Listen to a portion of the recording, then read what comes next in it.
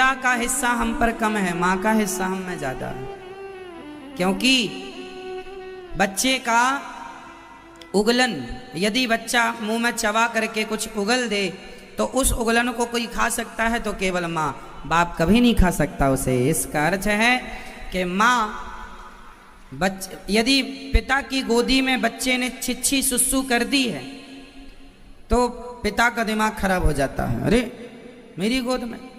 और माँ की गोद में कर दे तो माँ बहुत श्रद्धा से साफ करके प्यार ही करती है उसके। वो खाने बैठी और गोद में बच्चे ने छिछी कर दी, वो पिता खाने बैठा उसकी गोद में छिछी कर दे बच्चा, तो उसका दिमाग ही खराब हो जाता है।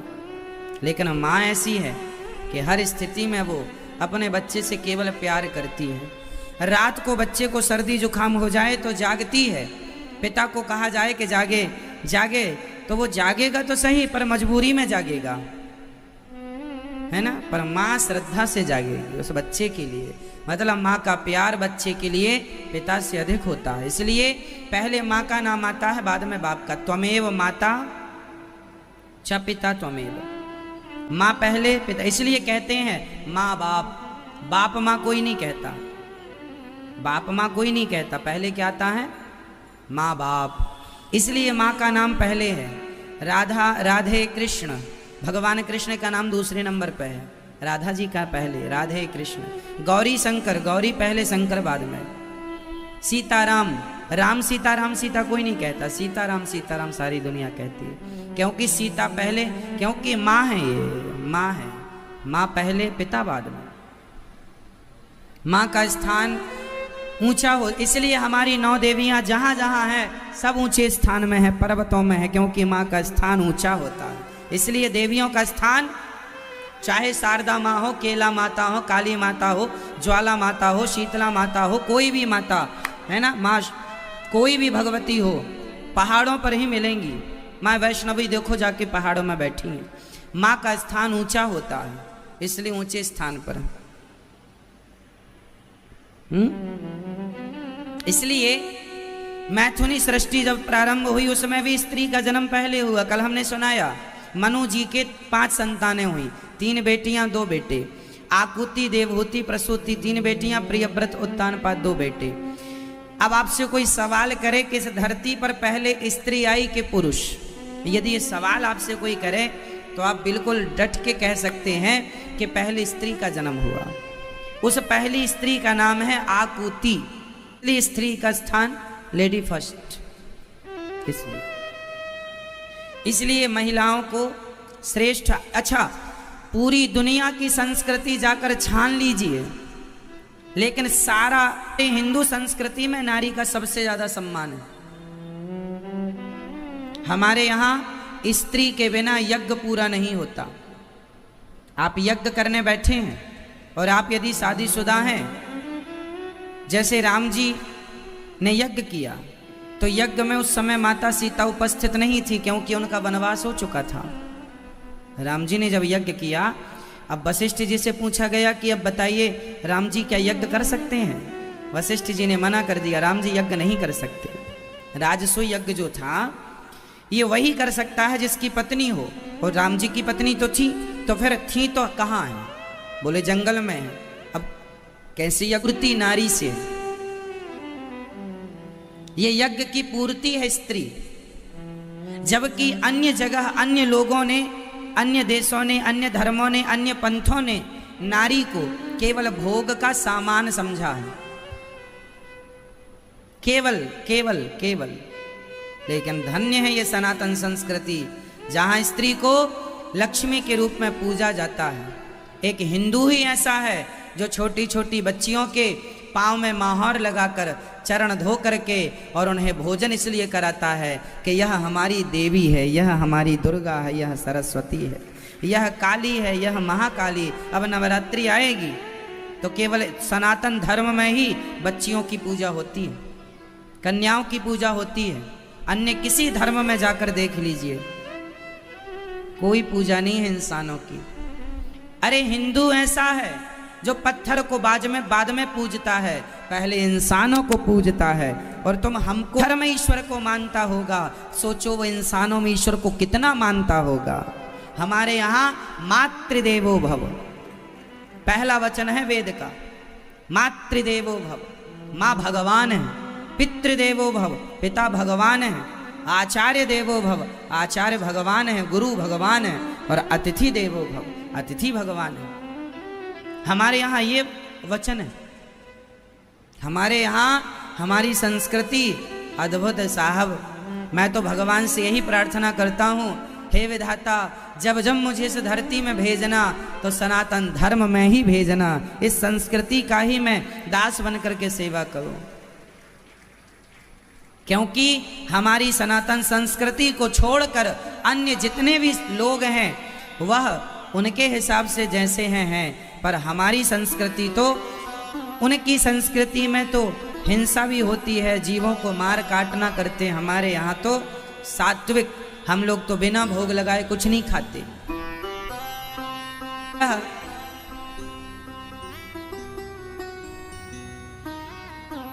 किसी ने स्त्री को बेवी कहा, किसी ने स्त्री को, है ना, बेवी कहा, पर हम हिंदू हैं जो स्त्री को बेबी नहीं देवी कहते हैं, देवी है। हमारे यहाँ देवी जी कहते हैं। देवी जी यहाँ आइए। देवी, पुरुष जन्म लेती देवता नहीं होता, पर स्त्री जन्म लेती देवी हो जाती है। देवी जी यहाँ आइए।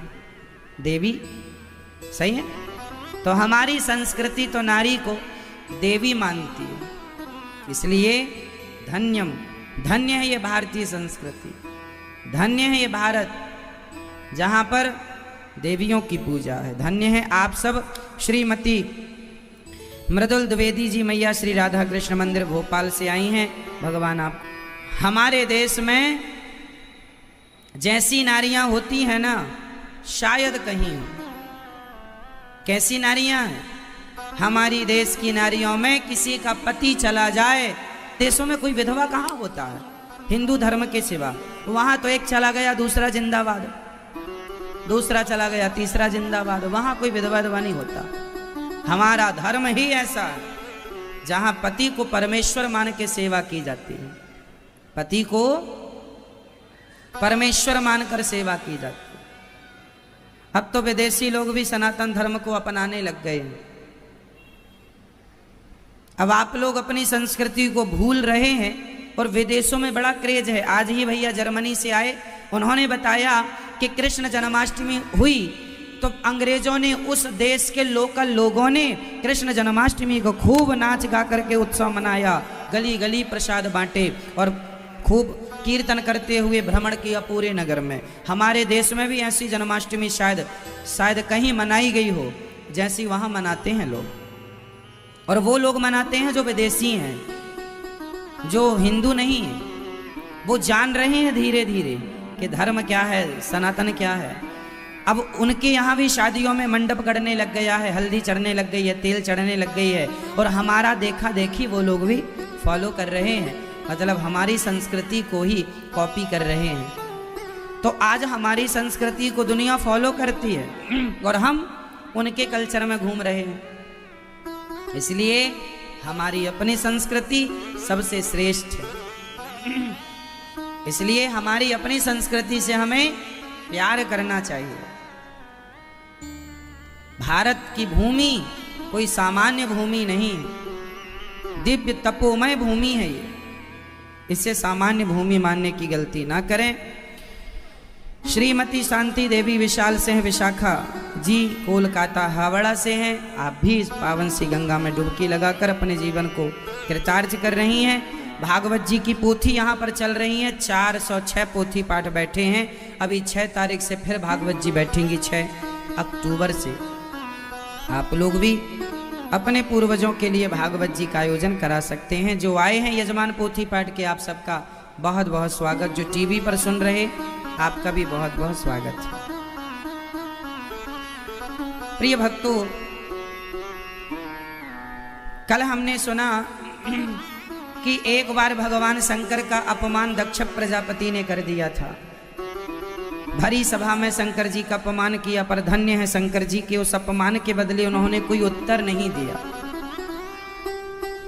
समझदारी किसमें है? अपमान के बदले अपमान करने में या अपमान के बदले चुप रहने में? समझदारी किस में है आप बताइए? चुप रहने में। ज्यादा बोलना नहीं चाहिए, थोड़ा बढ़ा लो लाला। ज्यादा हमें बोलना नहीं चाहिए, ज्यादा से ज्यादा हमें चुप रहना चाहिए, बड़ों का सम्मान करना चाहिए। दक्ष प्रजापति ससुर हैं, गालियों पे गालियां दे रहे हैं, पर जिसके घर में विवाद होता है, आपके यदि आप लड़ने वाले, आप लड़ाई करते हैं, आप लड़ना पसंद करते हैं? जरा सा कुछ हो गया उतने में लड़ने लग गए, मतलब एक नंबर के मूर्ख आदमी हो। आपके अंदर जरा भी सहनशीलता नहीं है, जरा भी गंभीरता नहीं है, दो कौड़ी के आदमी हो। इसलिए धीर वीर गंभीर बनो समुद्र की तरह। सहनशीलता तितिक्षवः कारुणिकाः सुहृदः सर्वदेहिनां अजात शत्रवः शांता साधवः साधुभूषणः। यही लक्षण है साधुओं के, सहनशील तितिक्षवा, सहनशील बनो। हृदय में करुणा। के घर में गोपाल जी हैं, आपने ध्यान से देखा उनके छाती में पांव के निशान हैं? नहीं देखा? नहलाते हो कि नहीं कभी? आपने देखा है? इनको भी दिखाना। छाती में चरणों के निशान हैं ठाकुर जी के। ये जो गोपाल जी होते हैं ना, सबके घर में, सबके घर में जो होते हैं, सबके में है। ठाकुर जी के चरणों, छाती में निशान हैं पांव के, चरणों के। ये किसके पांव हैं, किसके चरण हैं? भृगु जी के। भृगु जी के पांव वहां क्या कर रहे हैं? एक बार भृगु जी ने गुस्से में भगवान श्रीमन्नारायण के छाती पर जोर से पाद प्रहार कर दिया था। तो भगवान ने कहा, अच्छा प्रहार क्यों किया था? इसलिए कि वो ये देखना चाहते थे कि सबसे प्रथम पूज्य कौन है। ब्रह्मा, विष्णु और शिव, इन तीन में प्रथम पूज्य हम किसे माने? शिव जी के भक्त कहते हैं शिव प्रथम पूज्य हैं, ब्रह्मा जी के भक्त कहते हैं ब्रह्मा प्रथम पूज्य हैं, विष्णु अर्थात नारायण के भक्त कहते हैं ये प्रथम पूज्य हैं। तो भृगु जी गए तीनों के पास। ब्रह्मा जी के पास जाकर प्रणाम नहीं किया, या हो दूर से ही नमस्कार कर लिया। भगवान शंकर को भी गुस्सा आ गया, क्रोध आ गया। कामदेव के समय भी तो भगवान नारायण गए, भगवान नारायण के पास गए, वो लेटे थे, माता लक्ष्मी चरण दबा रही थी। भृगु जी ने कहा कुछ काम धाम तो करते नहीं हो, दिन भर पांव दबाते रहते हो। तो एक प्रहार किया छाती पर, और जो छाती पर प्रहार किया, भगवान ने चरण पकड़ के कहा महाराज मेरी छाती बड़ी कठोर थी, आपके चरण बड़े कोमल थे, कहीं आपके चरणों में चोट तो नहीं आ गई? भगवान इसलिए भृगु जी के चरणों के निशान आज भी ठाकुर जी के हृदय में हैं। और भगवान ने भृगु जी भला कौन निरादर कर सकता है, जो करे वह मूर्ख है। इसलिए हमारे अंदर सहनशीलता हो कि जब भगवान ने शिशुपाल की कितनी गालियां सुनी, भगवान श्री कृष्ण ने शिशुपाल की कितनी गालियां सुनी? 100, 101 को ही तो सिर काट दिया। अर्थ क्या निकला कि जब भगवान सहन करते हैं तो हमें भी सहन करना चाहिए। बोलो, सहनशीलता क्या होना चाहिए? जोर से होना चाहिए कि नहीं? सहना पड़ता है ना, सहना पड़ता। कभी पत्नी डांट देती है, सहना पड़ेगा। कभी पति डांट देता है, सहना पड़ेगा। जीवन में सहनशीलता चाहिए, इसलिए सहो। मंदिर में 2 पत्थर होते हैं, एक पत्थर वो जिस पर नारियल तोड़ा जाता है, और एक तुम भी पत्थर हो, हम भी पत्थर हैं, तुम पूजते हो, हम पर लोग नारियल तोड़ते हैं। तब कहा अंदर वाले पत्थर ने, तब भगवान ने कहा कि भैया पत्थर तुम भी हो, पत्थर हम भी हैं, फर्क सिर्फ इतना है कि किसी मूर्तिकार ने तुम्हें भी उठाया था मूर्ति बनाने के लिए, पर जब छैनी और हथौड़े की चोट पड़ी तो तुम उस छैनी की चोट खाकर चलती गई, मैं सहता गया और हर चोट सहा तो भगवान बन करके बैठा हूं। अरे टूट गया वो कंकड़ बन गया, जो पत्थर चोट सह गया वो शंकर बन गया। सहन करने वाला पत्थर क्या हो जाता है? भगवान। और ना सहन करने वाला पत्थर टुकड़े टुकड़े हो जाता है और उस पर फिर नारियल तोड़ा जाता है। दोनों पत्थर सहन करने पर मूर्ति तैयार, किसी ब्राह्मण ने प्रतिष्ठा कर दी, भगवान हो गए। पत्थर भगवान नहीं होता जब तक पत्थर में प्राण प्रतिष्ठा ना की जाए। इसलिए मंदिरों में जो ठाकुर जी बैठते हैं सबसे पहले वह पहले मूर्ति होती है, जब प्रतिष्ठा हो जाती है तब उन्हें भगवान कहा जाता है। तो भगवान हो गए। सहन करना पड़ेगा, आप भी तैयार रहिएगा। बात बात में विवाद ना किया करो, बात बात में झगड़ा ना किया करो, ठीक है मैया। शंकर जी का अपमान हुआ, माता सती दक्ष के यज्ञ पर गईं और सती का अपमान दक्ष ने किया, उत्तर नहीं दिया। माता सती ने क्रोध में आकर कहा, जिस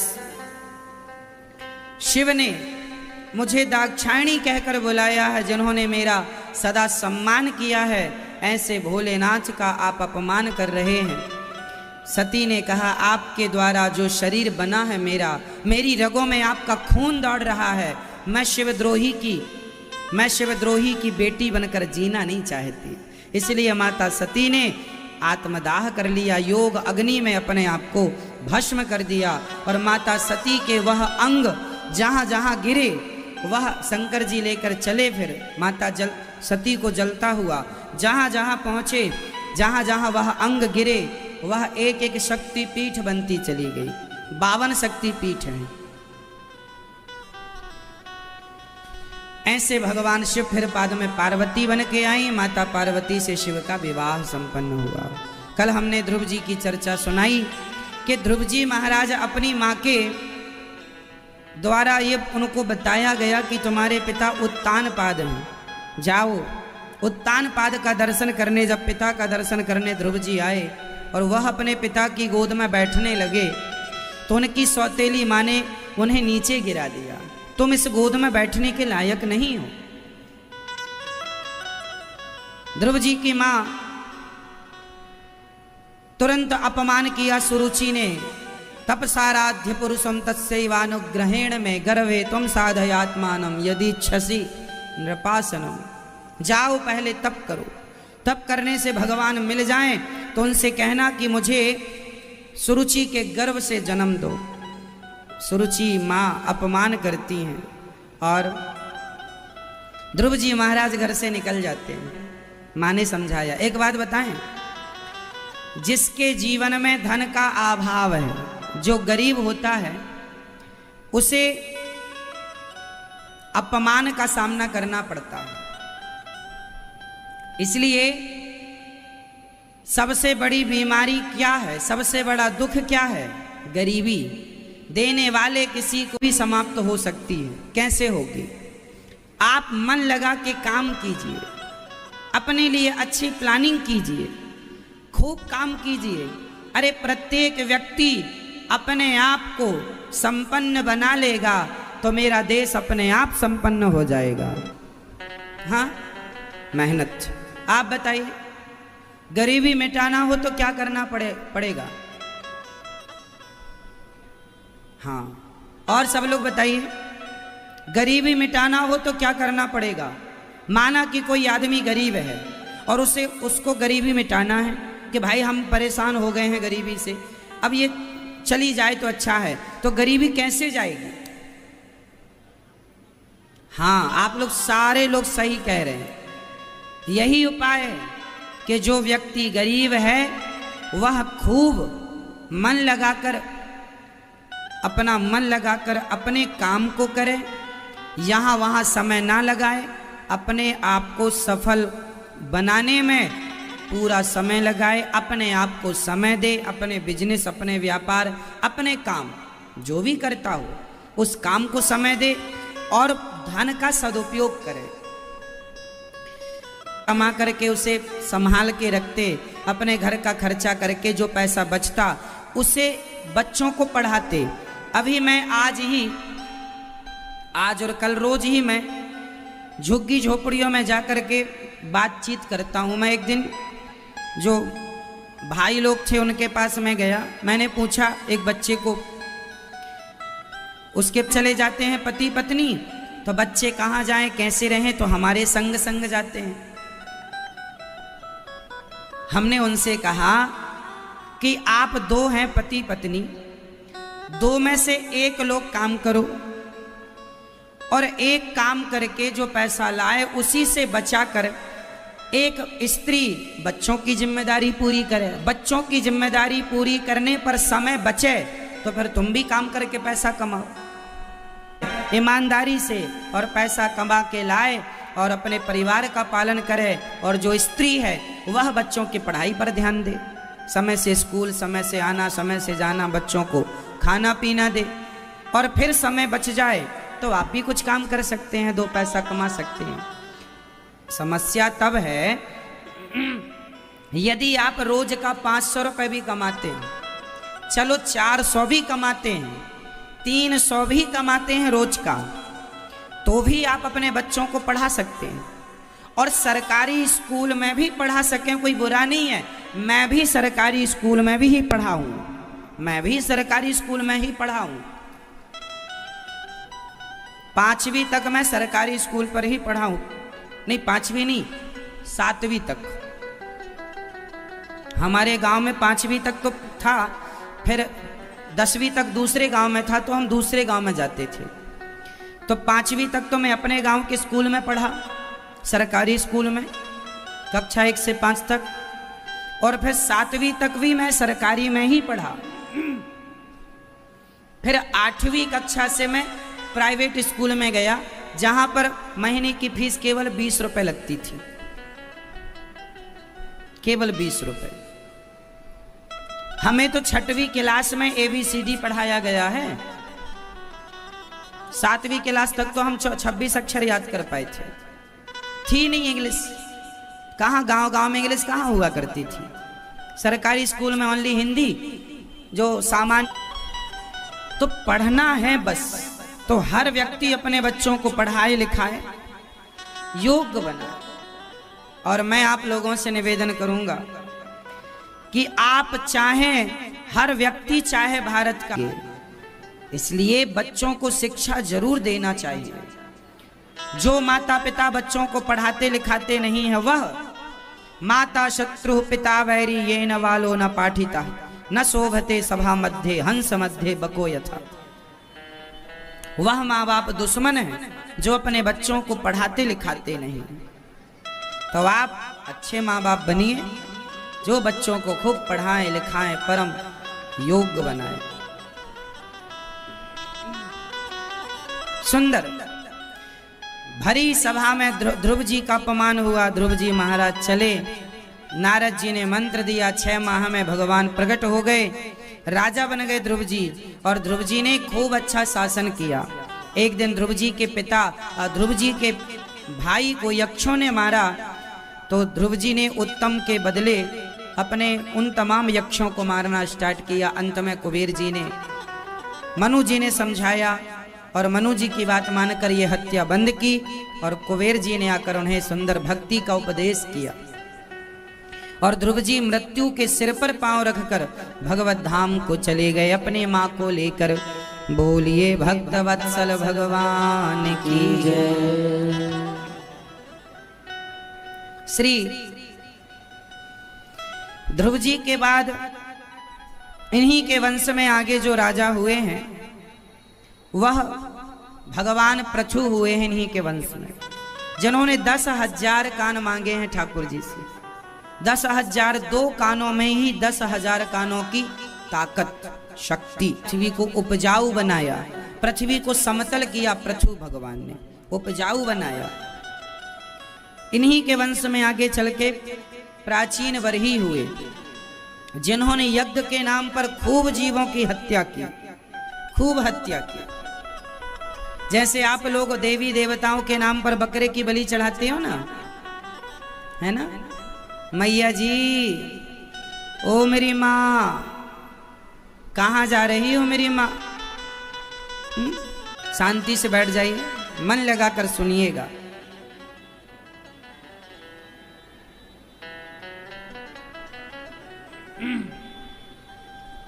श्री जो प्राचीन बरही थे, उन्होंने बहुत सारा यज्ञ किया। उस यज्ञ में यज्ञ के नाम पर पशुओं की हत्या कर दी। हत्या करते चले गए, करते चले गए, करते चले गए। किसी यज्ञ के नाम पर, देवी देवताओं के नाम पर हत्या करना अपराध है। नारद जी ने उन्हें पुरंजनोपाख्यान की चर्चा सुनाई। पुरंजनोपाख्यान का अर्थ यह है कि ये जो जीवात्मा है, ये बहुत सारी योनियों में भटक के आया है, पर मानव का तन पाकर ही इसे शांति मिली है। मनुष्य का शरीर ही सबसे श्रेष्ठ है। 84 लाख योनियां होती हैं, है ना? कुत्ता, बिल्ली, नाली के कीड़े से हाथी तक। इन 84 लाख योनियों में सर्वश्रेष्ठ कौन है? मनुष्य। बड़े भाग्य मानुष तन पावा, दुर्लभो मानुषो देहो, देहि नाम क्षण भंगुरा। बड़े भाग्य से यह मानव का चोला प्राप्त हुआ है। इस शरीर को पाकर भी भगवान को ना पाया, बड़ी दुर्गति हो जाएगी। तो पुरंजनोपाख्यान की चर्चा ये कहती है कि यह जो जीवात्मा है, यह मनुष्य है। आप और हम संसार में ऐसे उलझ जाते हैं कि उस उलझन में भगवान को भूल जाते हैं। जैसे पुरंजन भूल गया, अंत में मस्तिष्क को, ना स्त्री में, ना पुरुष को, ना दिमाग को संसार में सदा भगवान में मन लगाना। इतना तो करना स्वामी, जब प्राण तन से निकले, गोविंद नाम लेकर मेरे प्राण तन से निकले। संसार का कचरा याद करते करते ना मरिएगा, मरना भी अच्छा वाला मरिएगा, मरना भी शान से। मृत्यु भी एक उत्सव है। बताइए, मौत एक उत्सव है या नहीं? बोलो हाँ या ना। यदि उत्सव ना होती तो जब आदमी मर जाता है तो मरे हुए आदमी के आगे आगे ढोल नगाड़े बजते हैं, बाजे बजते हैं। आपके यहाँ ये परंपरा है कि नहीं? मरे हुए आदमी के संग बाजे बजते हैं। क्यों बाजे बजते हैं? क्योंकि मृत्यु भी एक उत्सव है। लेकिन आज अज्ञान के कारण इस उत्सव को केवल रोने का कारण बना दिया गया है। कोई मर गया तो चलो रोने चलते हैं, केवल रोएंगे। रोने का नाम उनको लगता है जहां ज्यादा लोग रो रहे हो, समझ लो कोई मर गया है। जहां महिलाएं खूब तरह तरह से रो रही हैं, भांति भांति से, अनेक स्वर में, समझ लो कोई निपट गया है। तो मृत्यु को आज लोगों ने परिभाषा ही नहीं समझे। मरना क्या है? अरे मरना भला है दूर का, जहां न अपना कोय, पशु पक्षी भोजन करें, कोट यज्ञ फल होए। सबसे अच्छा मरना कहां का है बताइए? आपके हिसाब से सबसे बढ़िया मरना कहां का?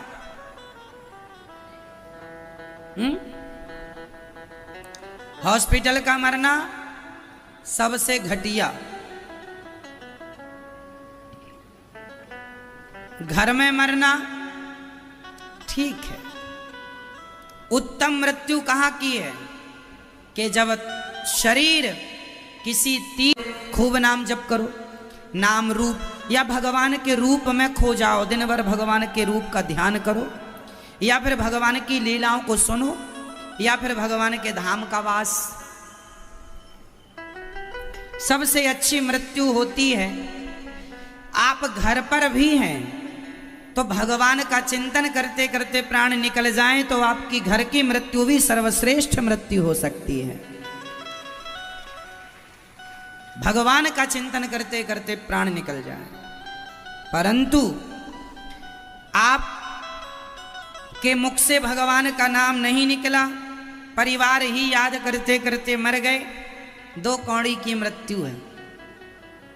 इसलिए आप लोग मरने के समय सावधान, और जब आदमी मरने लगे ना तो आप लोग रोते पहले हैं, रोया ना करो ज्यादा। जैसे कोई मरने लग जाता है ना, आप लोगों का चालू हो जाता है, खासकर माताओं का।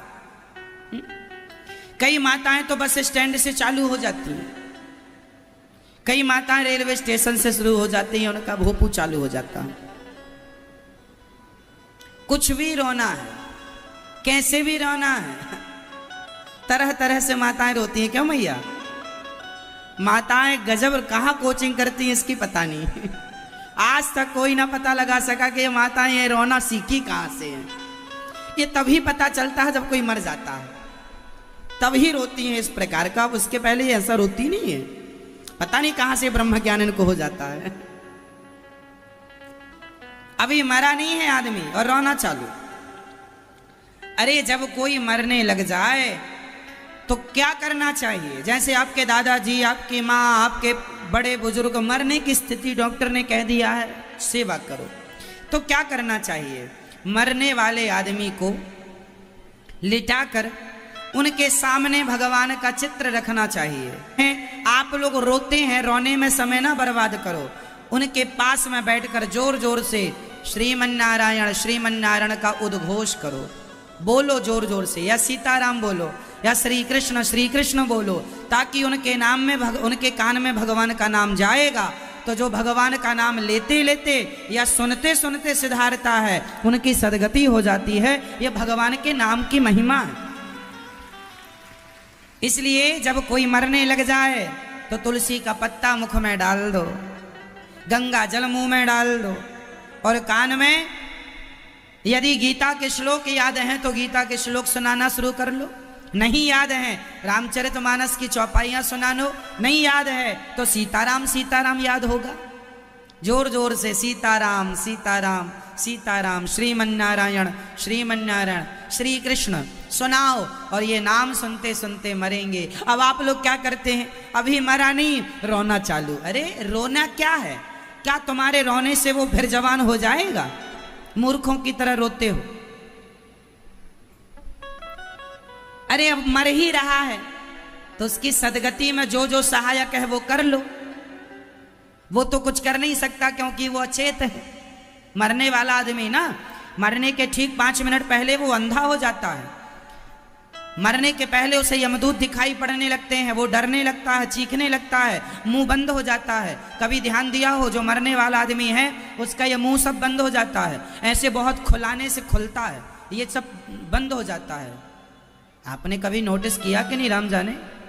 पर मरने के सार खत्म, अंधकार छा जाता है। इसलिए जोर जोर से सीताराम सीताराम बोलो, उसके कानों से अंदर जाएगा, जिससे शायद ठाकुर जी के कानों तक वो आवाज चली जाए कि ये मेरा भक्त नाम सुन के आया है। अरे ये तुलसी का पत्ता कोई सामान्य पत्ता नहीं है, इसे हल्के में मत लीजिएगा। ये तुलसी का सामान्य साधारण सा जो पत्ता है, यह यदि किसी मृत्यु के समय किसी के मुख में डाल दिया जाए तो इसके बल पर ही व्यक्ति सदगति को प्राप्त कर लेता, उसकी सदगति हो जाती है। पुत्रम नारायणावयम निकल गया, नारायणाय निकल गया, सदगति हो गई।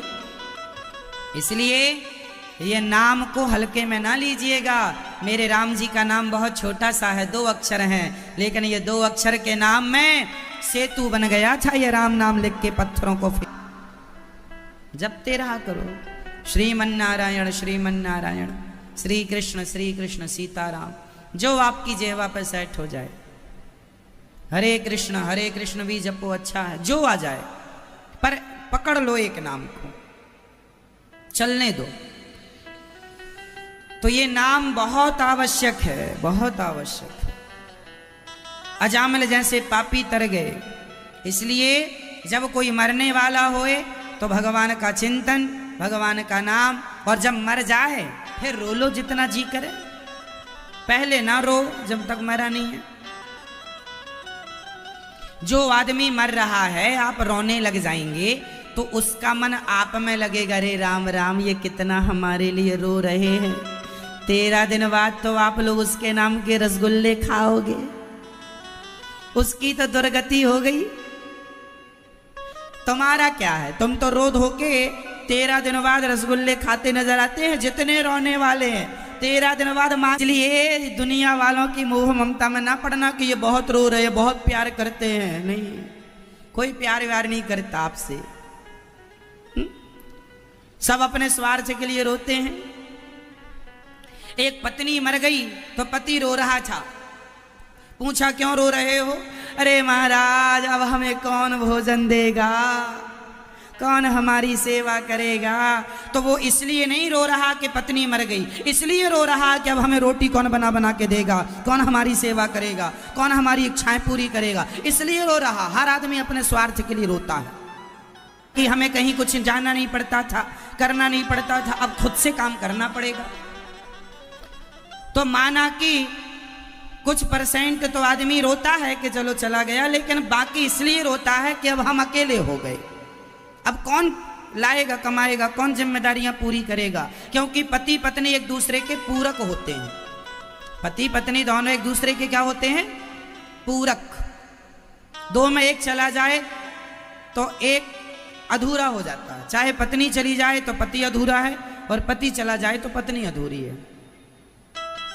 यदि बच्चे हैं आपके समझदार, तब तो बूढ़ी माँ का गुजारा हो जाएगा, बच्चे ठीक हैं। अब जिसके पति भी चला गया और बच्चे भी नहीं है, वो अकेली महिला अब कहाँ रही, किसके आश्रित रहेगी? उसके जीवन में अंधकार बहुत गए, इसलिए रोता है कि अब हमारा क्या होगा रे कालिया। क्यों मैया, सही है? इसलिए आप झूठी दुनिया के चक्कर में ना पड़ो कि लोग हमारे लिए रो रहे हैं। कोई किसी का नहीं है, बिना राम रघुनंदन अपनो को नहीं आ रे। भगवान के अतिरिक्त हमारा कोई नहीं है। कहने को सब अपने हैं, झूठे ये सब सपने हैं। अपने तो राम है, मेरे तो गिरधर गोपाल, दूसरों ना। यही सत्य, अंतिम सत्य यही है कि मेरे तो गिरधर गोपाल। तो जब तक हो प्यार से रहो, पर आप लोग अपनी तैयारी में अभी से लग जाओ। धीरे धीरे सबसे मन हटाओ और दुनिया वाले इनके चक्कर में ना पड़ो।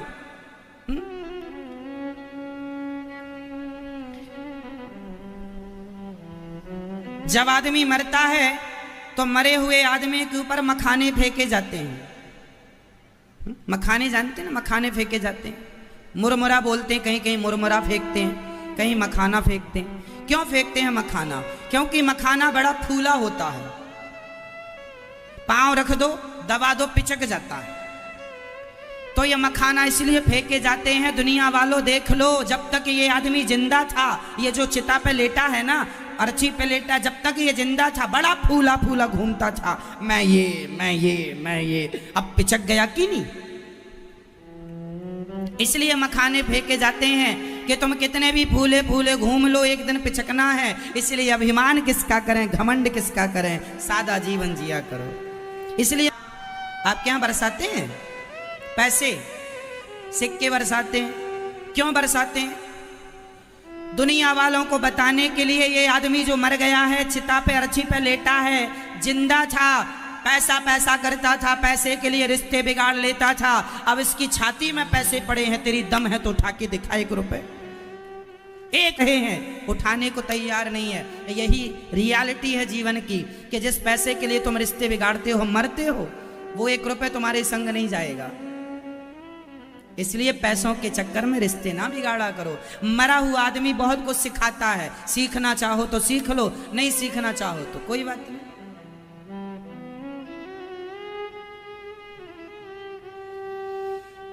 जीते जी समझ लो मेरी बातों को हल्के में ना लेना, सारी जिंदगी काम आएंगी ये बातें।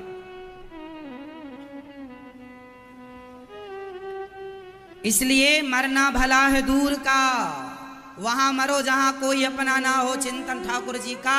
श्री कृष्ण कहते कहते प्राण निकल जाए भगवान का चिंतन करते करते। और जो भगवान की याद में मर जाते हैं फिर उनका पिंडदान करने की जरूरत नहीं होती। जो अपना भगवान का चिंतन करते करते प्राण त्यागते हैं उनकी तो बिना किसी के सदगति हो जाती है। अब पिंडदान से भी तुम्हारी सदगति, क्योंकि पुण्य चाहिए ढेर सारा। भाई कुछ तुमने किया होगा तो कुछ पिंडदान का प्लस हो जाएगा। भाई किसी की 6 सब्जेक्टों में एक सब्जेक्ट में 30 नंबर आए हैं, 30 नंबर आए हैं तो क्या पास हो जाएगा ना। अभी 33 नंबर चाहिए था पास होने के लिए, 3 नंबर कम है। तो क्या होगा, यदि आपने 30 नंबर लाए हैं तब तो 3 नंबर सारे सब्जेक्टों में अच्छे अंक आए तो मास्टर जी कह देंगे मेरी तरफ से ले लो, कृपांक जुड़ जाएगा, ग्रेस जुड़ जाएगा और आप पास हो जाएंगे। भाई 3 नंबर तो मिल जाएगा, पर अब कोई कहे नहीं जी जैसे 3 नंबर मिले हैं वैसे 33 मिल जाएंगे, है ना। अधिक से अधिक 5 नंबर का ग्रेस होता है, इससे ज्यादा ग्रेस नहीं होता। क्या कहते हैं आप लोग, होता है? यदि 5 नंबर से ज्यादा कम हो रहे हैं तो फेल हो जाएंगे आप। तो ग्रेस भी 5 नंबर का होता है। तो कुछ पुण्य आप कर लो, जो पिंडदान इत्यादि होगा वो ग्रेस की तरह बढ़ जाएगा, पुण्य तो पास हो जाओगे भवसागर से, नरक वर्क नहीं जाना पड़ेगा, सदगति हो जाएगी। अब तुमने कुछ ही नहीं किया तो फिर बच्चे पिंडदान करते करते करते एक ही बार तो करेंगे गया जी में, तो उससे कुछ नंबर बनेंगे, कुछ तो खुद के भी चाहिए। अब खुद के कुछ नहीं है तो फिर जाओ नरक भोगो कर्म दंड। इसलिए आप लोग अपने मरने के पहले अपने 30 नंबर तो कम से कम ले आना, बाकी 3 नंबर बच्चे तेरही बेरी करेंगे तो वो जुड़ जाएगा। और हम तो कहते हैं अपने 50 नंबर लेके चलो, क्या जरूरत है बच्चों। इसलिए पुरंजनोपाख्यान से ये समझ में आता है कि व्यक्ति अपने पुण्य, अपने सदगति का साधन स्वयं जीते जी कर ले, किसी के आश्रित ना रहे। एक बार प्राचीन बरही को नारद जी ने समझाया, वो समझे। मनु जी महाराज के 3 बेटियां 1 पुत्र की चर्चा पूरी हुई। अब मैं दूसरे बेटे की कथा सुनाऊंगा। मनु जी के दूसरे पुत्र हैं प्रियव्रत। प्रियव्रतो भागवत आत्मा रामः कथं मुने ग्रहे रमत यन्मूलः कर्मबन्धा परा। कर्मा की पुत्री वरहिष्मती से विवाह किया था। इन्हीं के वंश में हुए थे भगवान ऋषभदेव, जिनके 100 पुत्र हुए। सबसे बड़े का नाम हुआ भरत, जिनके नाम से हमारे देश का नाम पड़ा भारत। हमारे देश का नाम पहले अजनाब खंड आर्यवर्त, फिर भारत पड़ा, फिर हिंदुस्तान। ऋषभदेव जी ने अपने पुत्रों को ज्ञान दिया। नायम देहो देह भाजाम नलोके कष्टान कामान रहते बिड भुजाम ये तपो दिव्यम पुत्र कायेन सत्वम सुद्यै जस्मात् ब्रह्म सौख्यम त्वनंतम।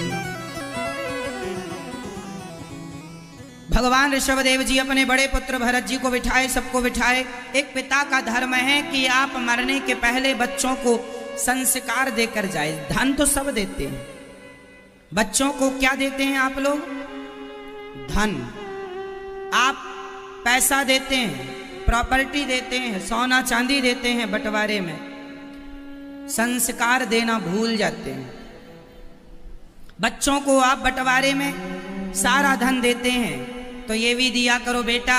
मैं बिहारी जी का दर्शन करने जाता था साल में 1 बार या महीने में, तो अपनी झोली माला भी दिया करो ना बच्चों को। बेटा ये माला तो एक बाप ही बच्चों को झोली माला लेके जाए और दे, बेटा ये पिता तुझे धन दे रहा है, ये जाप किया कर भगवान का, 2 मिनट बैठ के भगवान का ध्यान किया कर। आज भगवान ने जो हमें इतना दिया है बस उन्हीं को हमने भुला दिया है। बस भगवान ऋषभदेव जी का ज्ञान सुन के भरत जी सब छोड़ कर गए गंडकी नदी में, और भरत जी जैसे ज्ञानियों का मन एक मृगी में लग गया, मृग में, और वो मृग का चिंतन करते करते मरे। भरत जैसे ज्ञानी को मृग बनना पड़ा, अंत्य यामति सागति। फिर वो शरीर और आत्मा एक ही चीज है कि अलग अलग है? कैसे अलग है? कैसे अलग है? जैसे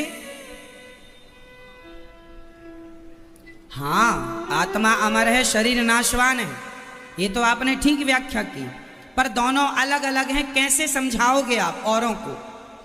आप खुद कैसे समझेंगे कि शरीर अलग है, आत्मा अलग? कैसे? जैसे जैसे मोबाइल और सिम कार्ड दोनों अलग अलग है। मोबाइल अलग है, सिम अलग है, लेकिन जब तक सिम ना जाए मोबाइल के भीतर, मोबाइल काम नहीं करेगा। उसी तरह शरीर है मोबाइल सेट, आत्मा है सिम कार्ड। जब तक आत्मा नहीं होती शरीर डिब्बा है, आत्मा निकल गई तो मर गया, आत्मा है तो जिंदा है। तो शरीर और आत्मा अलग अलग हैं, पर हैं एक दूसरे के पूरक। ये दोनों एक दूसरे के बिना रह नहीं सकते। ये दोनों एक दूसरे के बिना नहीं रह सकते। तो अब ये आपको बताना है कि आप शरीर हो या आत्मा हो। भैया आप क्या हो, शरीर या आत्मा? आप कौन हो? आप बताइए, आप कौन हैं?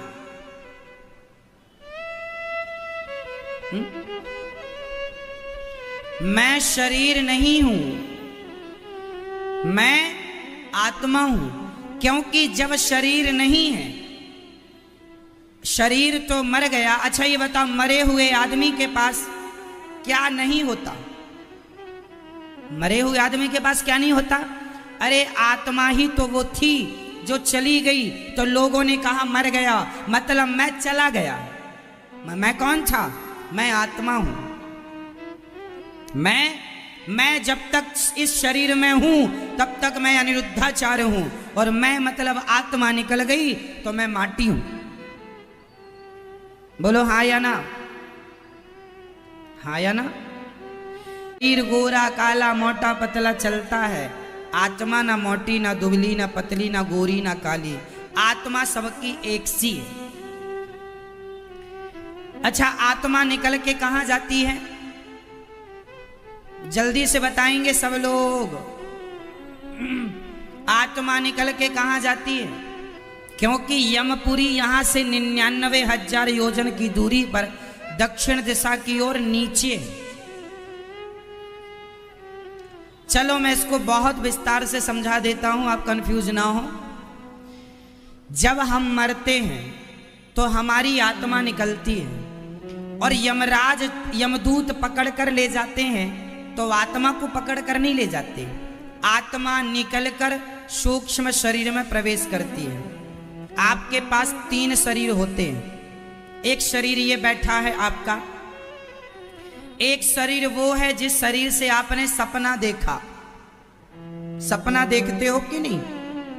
तो सपने में भी आपके हाथ पांव होता है। एक शरीर वह है जो बिस्तर पर सो रहा था, एक शरीर वह है जिससे आप सपना देख रहे थे। सपने में भी आप लोगों के पास शरीर होता है कि नहीं? तो कहां से आ गया? वही है सूक्ष्म शरीर। तीसरा शरीर है कारण शरीर, जिसके कारण शरीर मिलता है मनुष्य का, कुत्ते का, बिल्ली का, वो कारण, उसकी बात ज्यादा नहीं है। तो हमारी आत्मा निकलती है, उस सूक्ष्म शरीर में प्रवेश करती है जिस शरीर से हमने कभी सपना देखा था। इतना स्पष्ट है? समझ में आया? मैया ना आए बता देना, फिर से सुनाएंगे। तो आत्मा सूक्ष्म शरीर में प्रवेश करती है और उस सूक्ष्म शरीर को लेकर कौन जाता है? यमदूत। कहां ले जाते हैं? यमपुरी। क्योंकि यमलोक में वहां पर हमारा हिसाब होता है। अब यमपुरी हम पहुंच गए, तो यमपुरी पहुंचने में 12 दिन 13 दिन लगता है। इसलिए 13 ही किसी में 12 दिन की होती है, कोई 12वां करता है, कोई 13वां करता है। इस जिमाते हो, खिलाते हो ब्राह्मणों को, समाज को, उसका पुण्य भी इकट्ठा वहां जुड़ता है। जो मैंने अभी थोड़ी देर पहले कहा कि 30 नंबर आपके हैं और 3 नंबर ग्रेस मिल गया आपको। तो ये पुण्य एक्स्ट्रा। अब यमपुरी हम गए, यमराज जी ने हमारा हिसाब किताब किया, कितना पुण्य किए हो कितना, चलो खोलो अपना हिसाब। तो जो यम राज के पास हमारा पूरा लेखा जोखा होता, पल पल की पर सेकंड की जानकारी होती है, चित्रगुप्त मौजूद कराते हैं, सब उपलब्ध कराते हैं। अब हिसाब हुआ तो हमारे पाप अलग किए गए, पुण्य पुण्य अलग किए गए। तो पाप कितने निकले? 5 किलो। और पुण्य कितने निकले? 100 ग्राम। फॉर एग्जाम्पल कि किसी के पुण्य निकले 100 ग्राम और पाप निकले 5 किलो, तो यमराज जी कहेंगे कि आपके पाप ज्यादा हैं, इसलिए 5 किलो पापों को भोगने के लिए फिर 84 लाख नाली का कीड़ा बना दिया, कुत्ता बनाया, बिल्ली बनाया, सूअर बनाया, कॉकरोच बनाया, चमगादड़ बनाया, उल्टे लटके रहो, बंदर बनाया, भालू बनाया। क्यों भैया? ये 5 किलो पाप ही भोगने के लिए 84 लाख योनियां बनाई गई हैं। और जब वो पाप भोग के जाएंगे तो जो 100 ग्राम पुण्य किया था, उस पुण्य के बदले यमराज कहेंगे अब फिर से तुम्हें मनुष्य बनाता हूं, अब अच्छे पुण्य करना, जिस पुण्य के बल पर तुम्हारी सदगति हो जाए। सदगति मतलब जो मोक्ष को भगवान गौलोक धाम वैकुंठ पहुंच जाते हैं, फिर वह जंजाल से मुक्त होकर के सदा के लिए भगवान के। तो ये जो 84 लाख योनियां हैं, ये पाप दंड है। और ये जो मनुष्य आपने पाया है, ये पुण्य के बल पर, लेकिन पुण्य के बल पर थोड़ा बहुत पाप भी आ जाते हैं। अब जैसे कोई पैदा तो हो गया, मनुष्य बन गया, पर कोई लंगड़ा है, कोई अंधा है, कोई ऐसा है, कोई वैसा है, तो ये क्या है? मतलब इसने पुण्य के बल पर मनुष्य का तन तो पा लिया, पर इसके पुण्य के संग संग कुछ पाप भी यमराज से भेजते हैं कि मनुष्य तो बनोगे, पर वो पाप तुम्हारा पीछा नहीं छोड़ेंगे, भोगना पड़ेगा। इसलिए मनुष्य होकर भी आपको कुछ ना कुछ पापों का दंड भोगना भी पड़ता है। कुछ बन के, कोई बीमार ही है, कोई ये हो गया, कोई वो हो गया, ये सब कर्म दंड है।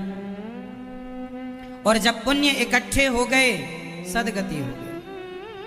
ये हिसाब किताब है नरक का और स्वर्ग का। समझ में आया? हाँ या ना? तो आप लोगों के यदि हिसाब होगा तो आपका पाप ज्यादा निकलेगा कि पुण्य? जल्दी जल्दी बता दो अपना अपना, आपका क्या ज्यादा निकलेगा? आप बताइए, पाप की पुण्य? आप बताओ, आपको पता है आपने पाप ज्यादा किए कि पुण्य? तो फिर उसका बेटा उसका श्राद्ध करे, भागवत जी की पोथी कर दे, उसी से उसके उद्धार हो जाएगा, सदगति हो जाएगी। क्योंकि फिर जरा से जरूरत, कोशिश ये करो कि पाप ना हो, अच्छे ही काम हो, अच्छे ही रास्ते पर चलें, क्योंकि देर सवेर भोगना अपने को ही है। मैंने आपके गाल में एक थप्पड़ मार दिया तो 2 साल 4 साल 10 साल बाद मेरे गाल पे कोई ना कोई मारेगा जरूर, भोगना पड़ता है। मैंने किसी का अपमान किया है तो मेरा होगा, मैंने किसी को गालियां दी हैं तो मुझे मिलेंगी, मैंने किसी को ठगा है तो मुझे कोई ठगेगा। ईश्वर के घर देर है,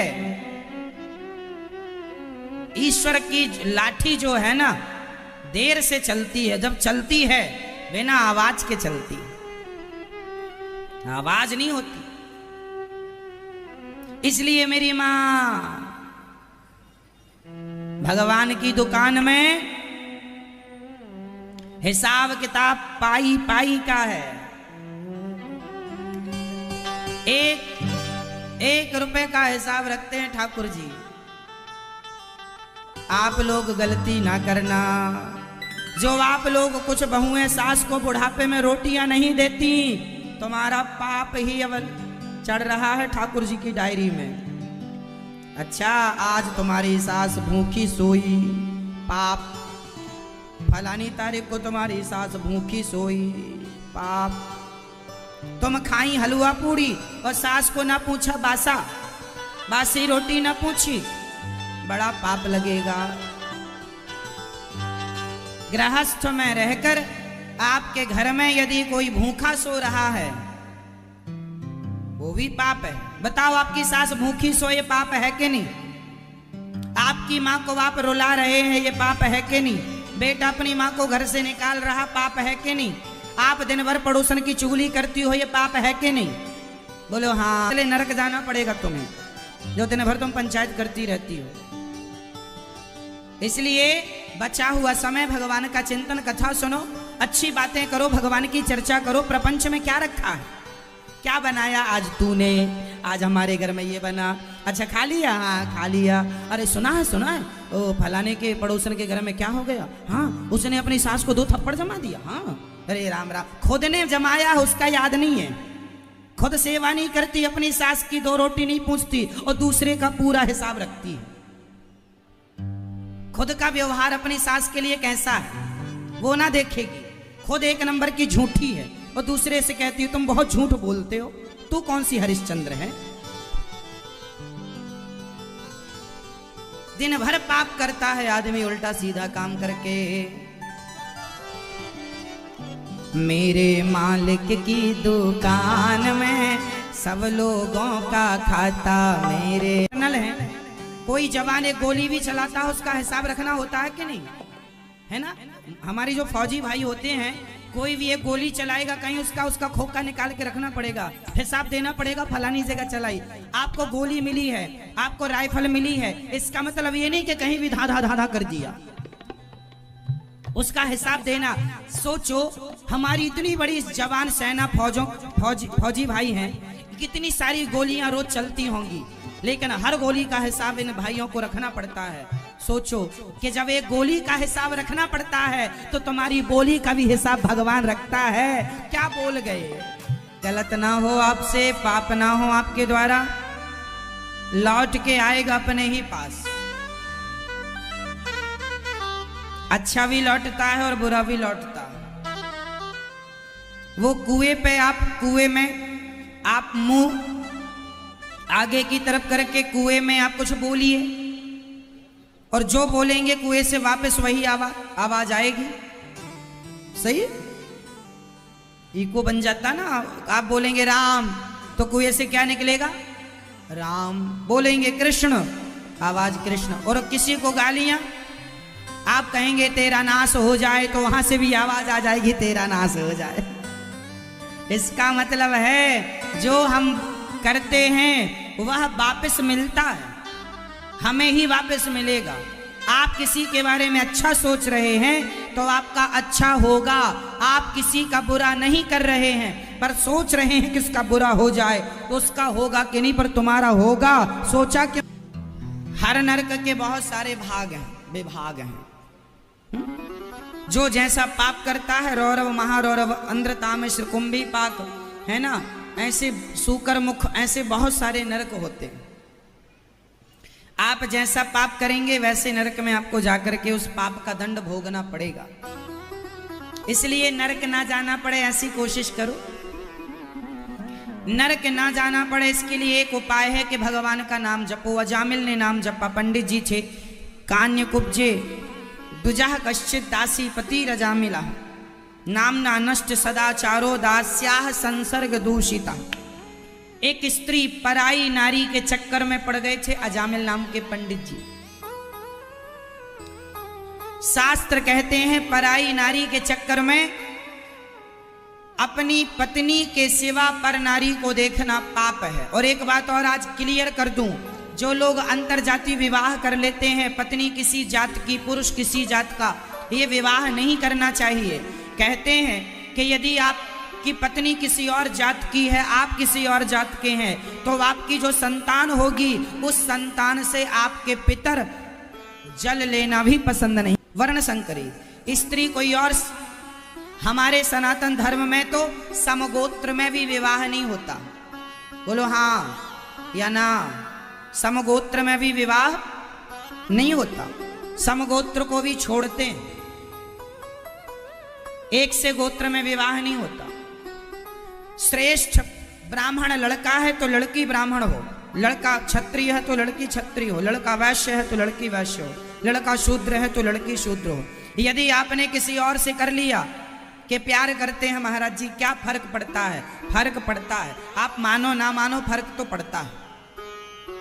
क्या फर्क पड़ता है समझो ना। आप लाल गुलाब की कलम उठाइए, मैं साइंटिफिक बोल रहा हूं सब चीजें, साइंस की कसौटी में कस के बताऊंगा, अपनी हर बात की प्रामाणिकता दूंगा मैं आपको। सुनिए ध्यान से, समझिएगा। आप लाल गुलाब की कलम निकालिए और सफेद गुलाब की कलम से जोड़ दीजिए, और जोड़ने के बाद छोड़ दीजिए। उसके बाद जब उसमें एक गुलाब पैदा होगा तो वो ना लाल होगा ना सफेद होगा, वो पिंक गुलाब पैदा होगा। हाँ या ना? बोलो हाँ कि ना? जब एक जाति का गुलाब दूसरी जाति के, अब देखो सफेद गुलाब और लाल गुलाब, ये दो जाति के गुलाब हो गए। गुलाब तो गुलाब है, लेकिन उनमें भी जातियां हैं। ये सफेद जाति का है, ये लाल जाति का है। दोनों को जोड़ दिया कलम।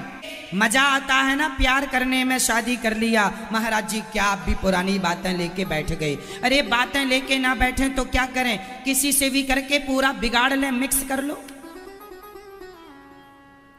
ये केवल इंसानों में नहीं, जानवरों में भी लागू होता है,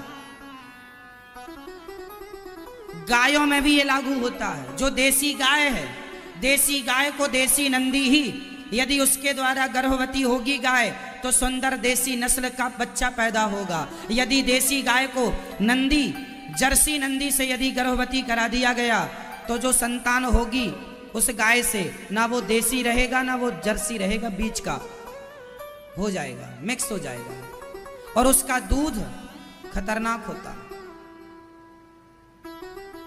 चेक कर लीजिए ना, हर चीज है। शुद्ध गाय का दूध और मिक्स गाय का दूध देख लीजिए, आप चेक करा लीजिएगा, पता लग जाएगा कितना अंतर है। मैं तो सदा से ये लागू थी। अब आप लोग अपने साइंस की भाषा में अब क्या होता है प्यार व्यार कर लेते हैं। क्या होता है साहब, मानो ना मानो, तुम्हारे ना मानने से सत्य को नकारा नहीं जा सकता।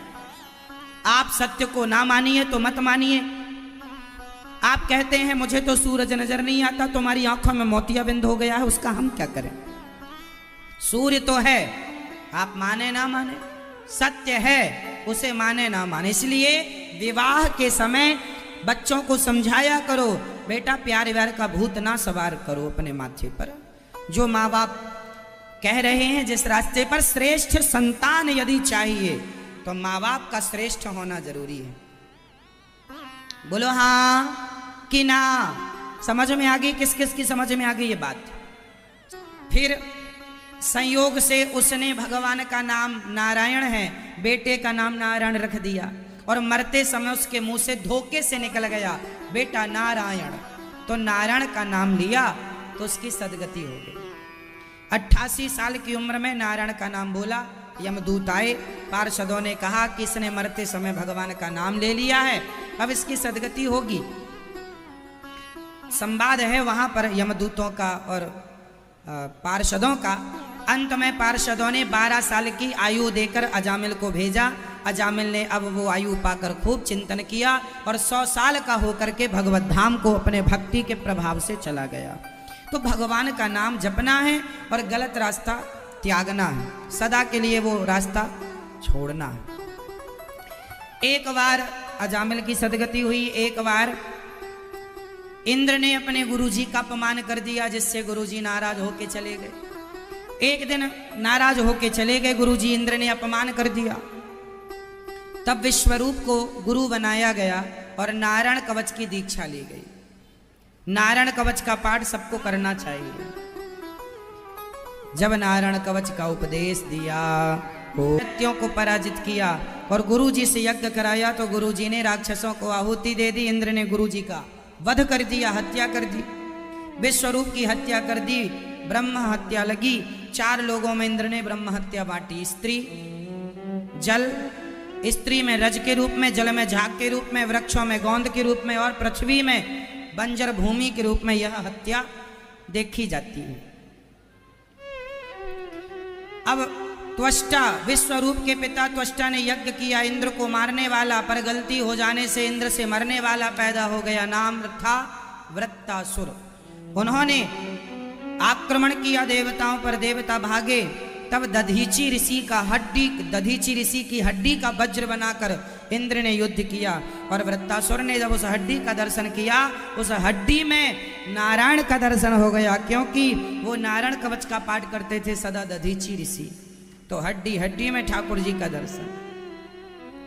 अहम हरे तव पादई के मूला दासानुदासो भवितास्मि भूयः।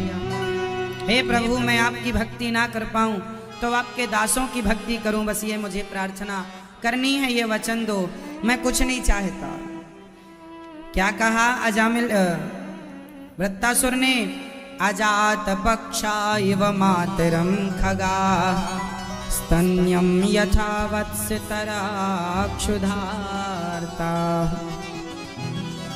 जैसे गाय अपने बछड़े का इंतजार करती है, जैसे पक्षी छोटे से नन्हे से बच्चे का इंतजार करता है, जैसे एक प्रियतमा अपने प्रेमी का इंतजार करती है। भगवान की स्तुति क्यों की? बोलिए, वृत्तासुर महाराज इस जन्म के राक्षस थे, पिछले जन्म के तो भगवान के बहुत बड़े भक्त थे। चित्रकेतु नाम के एक राजा थे, जिनकी बहुत सारी पत्नियां थीं, पर दुर्भाग्य से संतान ना हुई। तो संतान के लिए इन्होंने एक संत से प्रार्थना की, तो संत ने एक फल दिया। इनकी बड़ी पत्नी कृतद्युति ने, अच्छा सुनो ध्यान से, अब नहीं सोना, नींद आए तो लोरी सुना दूं फिर मैं आपको? नहीं? अच्छा,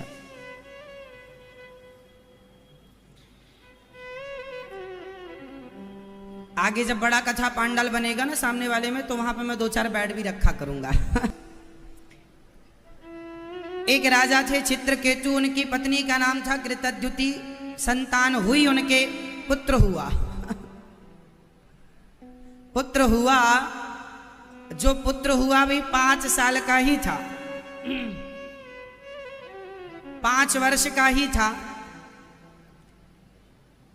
कि एक रानी को बेटा। चित्रकेतु बोले मुझे मेरा बेटा चाहिए, ज्ञान नहीं चाहिए। तब नारद जी ने मरे हुए पुत्र को जीवित कर दिया, और तब उस जीवित बच्चे ने पिता से कहा, पिता ने कहा आ तुझे गले लगा लूं, तू मेरा बेटा है। उस पुत्र ने कहा पिताजी मैं आपका कोई बेटा नहीं हूं, मैं तो हिसाब किताब चुकाने आया था। मैंने 5 रोटियां बनाई उस आग में, और 5 रोटियां भगवान जी को भोग लगाकर खाई। तो 5 रोटियां खाई थी आपकी, तो 5 वर्ष तक मुझे आपका बेटा बनना पड़ा। और मैंने चींटियों को जला के मारा, तो वो चींटी आपकी पत्नी बन गई, और उन्होंने मुझे जहर देकर मार दिया।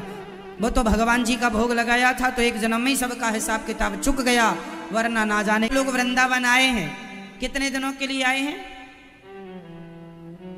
7, 8, 10, 8 दिनों के लिए। कोई 8 दिन के लिए आया, कोई 4 दिन के लिए, कोई 10 दिन के लिए, कोई 2 दिन के लिए। जैसे आप कुछ